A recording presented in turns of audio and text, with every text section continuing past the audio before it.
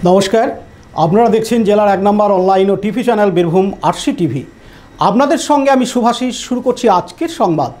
বিস্তারিত সংবাদে যাওয়ার আগে দেখে নেব সংবাদ শিরোনাম।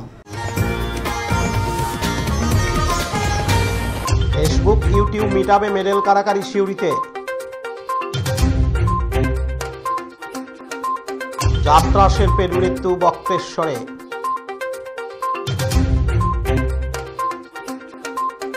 পুরস্কার বিতরণী ও সাংস্কৃতিক অনুষ্ঠান তাঁতিপাড়াতে। অঙ্গনওয়াড়ি কর্মীকে ঘরে তালা বন্ধ রেখে বিক্ষোভ বোলপুরে। সংবিধান বাঁচাও গণমঞ্চ সম্মেলন বোলপুরে।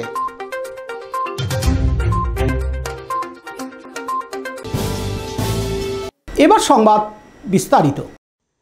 ফেসবুক ইউটিউব মিটআপে মেডেল কারাকারি সদস্যদের মধ্যে ঠেলাঠেলি অস্বস্তিকর পরিবেশ তৈরি হয় বীরভূমের শিউরির হাটজন বাজারে।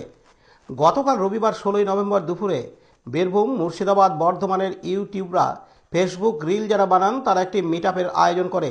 সেখানে এমনই পরিস্থিতি তৈরি হয়, মেডেল কারাকারি ছেঁড়াছেঁড়ি শুরু হয়। এদিন ইউটিউবরা বা ফেসবুক রিল যারা বানান তারা জানান, আমার বাড়ি সাইথিয়া, আমার এখানেও মামার বাড়ি, কিন্তু ফার্স্ট টাইম এরকম মিটআপে এলাম। এত বাজে, জাস্ট জঘন্য মিটআপ। কখন আসবো? কি ভিডিও করো তুমি? আমি এমনি রোস্টিং ভিডিও করি, এমনি যা তা ভিডিও হয়। মিটআপে এসে তো সন্তুষ্ট নয়। কপি নিয়ে রীতিমতো বাড়াবাড়ি চলছে।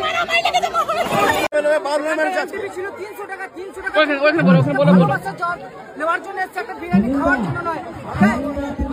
এর থেকে বাজে মেকআপ কোথাও হয়নি। সব থেকে বাজে মেকআপ হচ্ছে, বাজে মেকআপ হচ্ছে শিউরিতে।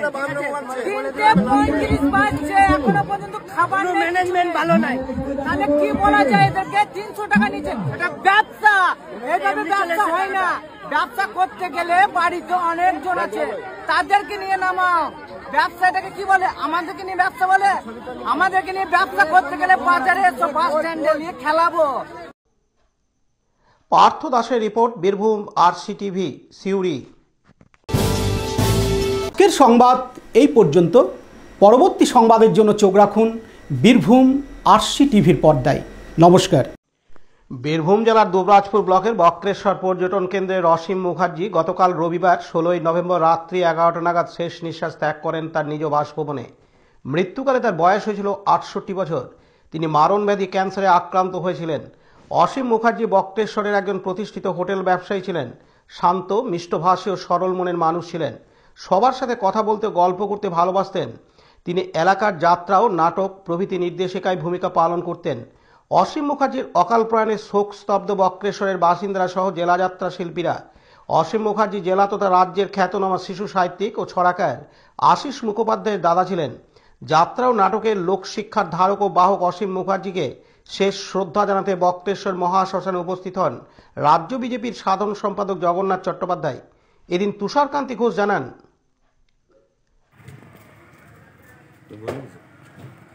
বলো। যাত্রা আমাদের জান, যাত্রা আমাদের প্রাণ, যাত্রা আমরা ভালোবাসি।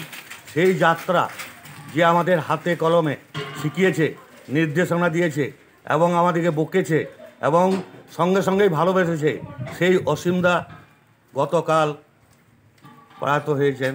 সেই জন্য আজ আমরা মর্মাহিত, দুঃখিত।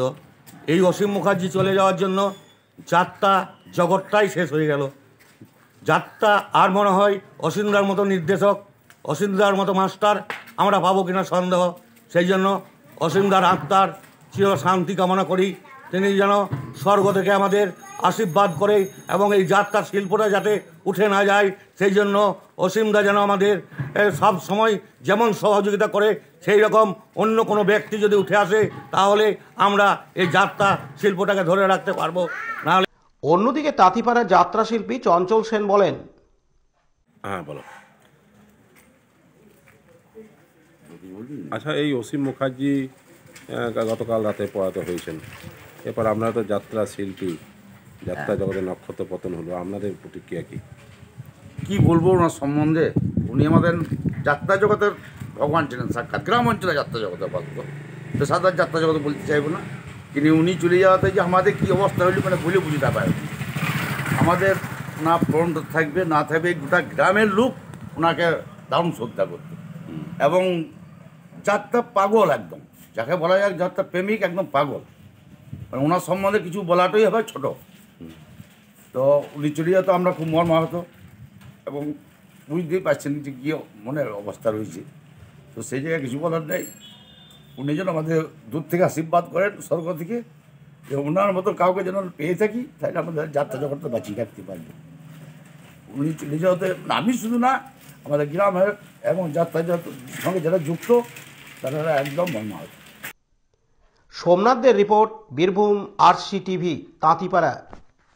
এখন বিজ্ঞাপন বিরতি, ফিরে আসছি বিরতির পর। দুবরাজপুর শ্রী শ্রী রামকৃষ্ণ আশ্রম পরিচালিত অভেদানন্দ সেবামঙ্গল হাসপাতাল বীরভূম জেলার বুকে একটি অন্যতম সেরা চক্ষু হাসপাতাল। এখানে প্রত্যেক দিন স্বল্প মূল্যে অত্যাধুনিক যন্ত্রপাতির সাহায্যে অভিজ্ঞ চক্ষু বিশেষজ্ঞের দ্বারা চক্ষু পরীক্ষা ও চক্ষু ছানি অপারেশন, ফেকো মাইক্রো সার্জারি করা হয়। এছাড়াও এই হাসপাতালে অতি স্বল্প মূল্যে যাবতীয় পরীক্ষা নিরীক্ষা, যেমন রক্তের সমস্ত রকম পরীক্ষা, ইসিজি, ইউএসজি, থাইরয়েড পরীক্ষা করা হয়। এখানে অতি স্বল্প মূল্যে চশমাও তৈরি করা হয়। এছাড়াও এখানে প্রত্যেক দিন বিনামূল্যে অন্যান্য রোগেরও চিকিৎসা করা হয়। আমাদের আদর্শ শিব জ্ঞানে জীব সেবা। যোগাযোগের নম্বর 9382571046। বীরভূম সারদা শিশু মন্দিরের তাঁতিপাড়া শাখার উদ্যোগে আজ সোমবার 17 নভেম্বর তাঁতিপাড়া হাটতলা সুপার মার্কেটে অনুষ্ঠান ভবনে আয়োজন করা হয়েছিল বার্ষিক পুরস্কার বিতরণী এবং সাংস্কৃতিক অনুষ্ঠানের। উপস্থিত ছিলেন সমাজসেবী, কবি ও লেখক অম্বুজা খোদে, রাজনগর পঞ্চায়েত সমিতির পূর্ত কর্মাধ্যক্ষ সুকুমার সাধু, জেলা পরিষদ সদস্যা পূজা কবিরাজ, নারী ও শিশু কল্যাণ কর্মাধ্যক্ষ চিত্রলেখা রায়, অবর বিদ্যালয় পরিদর্শক প্রতিনিধি প্রীতম দাস, বিদ্যালয় পরিচালন সমিতির কানন গোপাল চক্রবর্তী, আচার্য তাপস ঘোষ, পরিচালন সমিতির অন্যান্য সদস্য, কর্মকর্তা এবং শিক্ষক শিক্ষিকাবৃন্দ। শিশুদের পরিবেশিত কবিতা, নাচ, গান এবং মোবাইলের সুফল ও কুফল নিয়ে শিশুদের অভিনীত নাটক দর্শকদের বিশেষ নজর কাড়ে। স্বভাবতই বীরভূম সারদা শিশু মন্দির এই পুরস্কার বিতরণী ও সাংস্কৃতিক অনুষ্ঠান যথেষ্ট নজর কাড়ে অভিভাবকদের মধ্যে। সোমনাথদের রিপোর্ট, বীরভূম আরসি টিভি, তাঁতিপাড়া। বীরভূম জেলার বোলপুর থানার অন্তর্গত সুপুর এলাকায় এক অঙ্গনওয়াড়ি কেন্দ্রে অঙ্গনওয়াড়ি কর্মীকে ঘরে তালা বন্ধ রেখে বিক্ষোভ দেখায় গ্রামবাসীরা। গ্রামবাসীদের অভিযোগ, দীর্ঘদিন ধরে দিনের পর দিন নিম্নমানের খাবার দিচ্ছেন বাচ্চাদের। গ্রামবাসীরা জানান, অভিযোগ জানানোর পরেও কোনো রকম পরিবর্তন হয়নি। তাই আজ সোমবার 17 নভেম্বর গ্রামবাসীরা একত্রিত হয়ে অঙ্গনওয়াড়ি কর্মীকে ঘরে তালা বন্ধ রেখে বিক্ষোভ দেখাতে থাকেন। এই ঘটনায় এলাকায় চাঞ্চল্য ছড়িয়ে পড়ে। ঘটনাস্থলে পুলিশ প্রশাসন পরিস্থিতি নিয়ন্ত্রণে আনেন। এদিন বিক্ষোভকারীরা জানান, উনি সেন্টারে খাবার বেঁচে গেলে ডিম, ভাত সব নিয়ে যায় বাড়িতে, আবার ব্যাগে করে চাল ডাল সব ওরে নিয়ে যায়।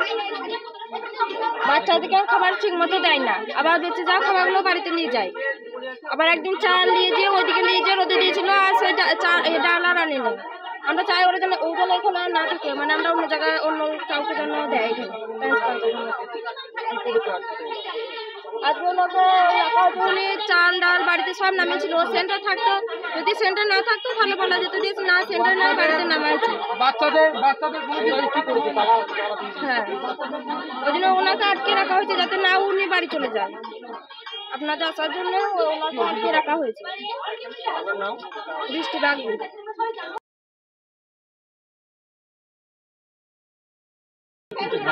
দেখুন, আমার সেন্টারে খাবার আমি পর্যাপ্ত পরিমাণে দিই, আমার হেল্পার রান্না করে দেয়।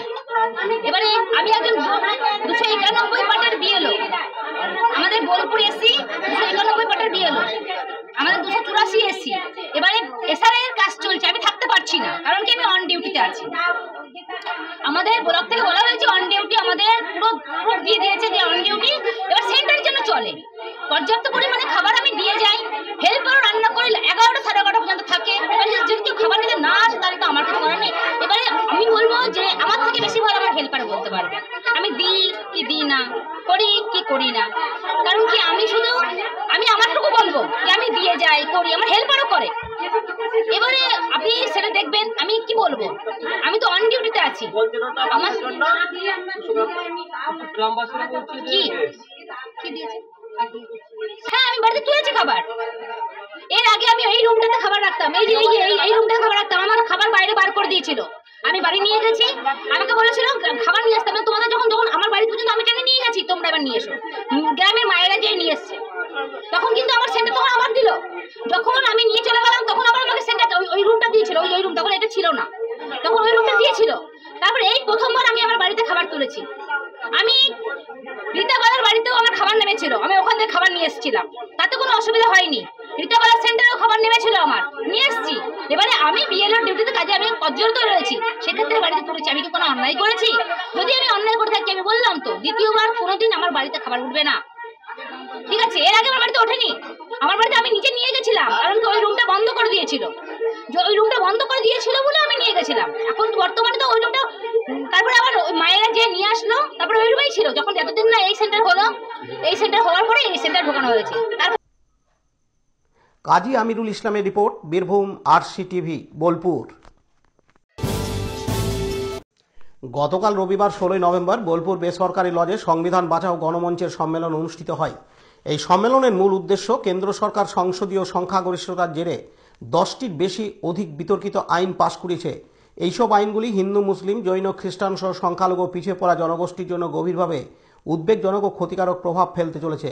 এই প্রেক্ষাপটে দেশের বুদ্ধিজীবী সমাজ ও প্রগতিশীল নেতৃত্বকে ঐক্যবদ্ধ করে জনমত গঠনের লক্ষ্যে সংবিধান বাঁচাও গণমঞ্চ সক্রিয় ভূমিকা গ্রহণ করেছে। সেই ধারাবাহিকতার জন্য বীরভূম জেলার বিভিন্ন ব্লকের সংগঠন শক্তিশালী করার উদ্দেশ্যে এই সম্মেলনের আয়োজন করা হয়েছিল।